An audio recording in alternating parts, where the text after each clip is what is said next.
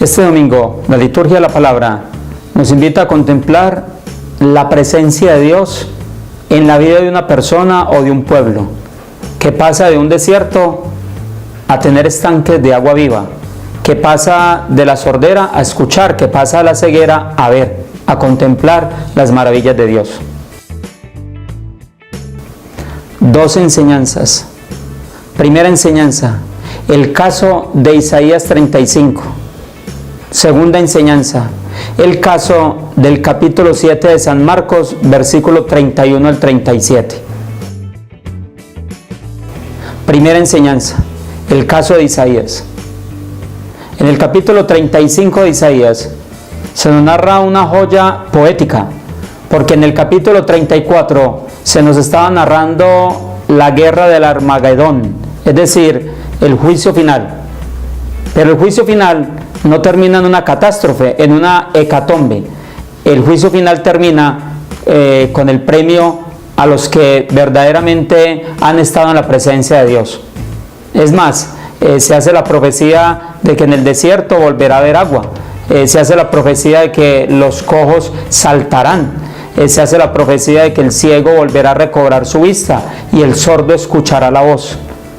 Esa es la profecía que cada uno de nosotros anhela y espera. Es la profecía realizada en Cristo Jesús. El caso de Isaías es una muestra de la esperanza cristiana para cada uno de nosotros.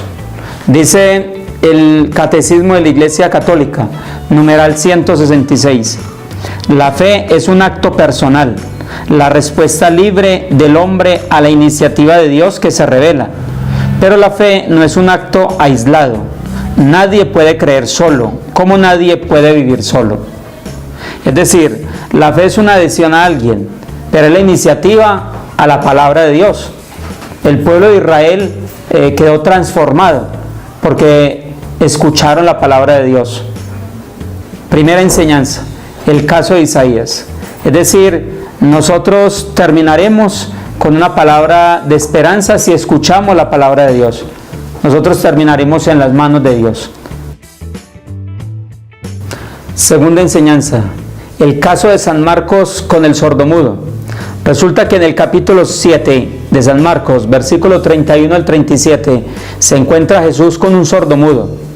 El sordomudo está aislado, está encerrado en sí mismo, está incomunicado con los demás. Y es más, dice la Sagrada Escritura que está en la Decápolis, es decir, en una tierra pagana, está aislado de Dios. Pero llega el caso de Isaías 35. Aparece Dios en la persona fascinante de Jesús de Nazaret, el cual llama al sordomudo, lo atrae, lo seduce, lo saca de la Decápolis, es decir, lo saca del mundo del pecado, del paganismo, y lo hace escuchar su voz. Y qué curioso, el que era sordo y mudo, se le rompe la sordera con la palabra magistral de Jesús, Efetá, es decir, ábrete.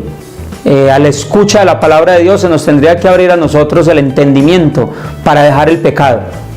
Dice que inmediatamente este sordo que era mudo, inmediatamente empezó a hablar y a hablar bien. El que escucha la palabra de Dios, no solamente se le abre su sordera, sino que empieza a comunicarse mejor con Dios, consigo mismo y con los demás. El caso de San Marcos es el caso tuyo y mío. El pueblo de Israel siempre experimentó una falta de oído. No escuchaba la palabra de Dios. El Salmo 94 afirma: ojalá escuchéis hoy la voz del Señor. Qué bueno que cada uno de nosotros prestáramos oído a la palabra de Dios. Tuviéramos un momento de cada día para poder escuchar, así sea 5 minutos, la Escritura. Y nosotros poder también recibir las bendiciones de todo aquel que se acerca a la presencia de Dios. Qué bueno que el Señor siga abriendo nuestros corazones, nuestros oídos, para degustar de su palabra, para que se nos incremente la fe. Romanos 10:17 dice: la fe viene por escuchar la palabra de Dios. Si nosotros escuchamos con atención la palabra de Dios y la ponemos en práctica, adquirimos un grado enorme en el crecimiento de nuestra fe. empezamos a disfrutar del cielo en la tierra. Gloria al Padre, y al Hijo, y al Espíritu Santo. San Pablo dice: ay de mí si no evangelizo. Ayúdanos a evangelizar a través de este medio, enviándole esta catequesis a tus amigos, a tus amigas y todos los ambientes en que te rodeas. Cristo te lo agradecerá.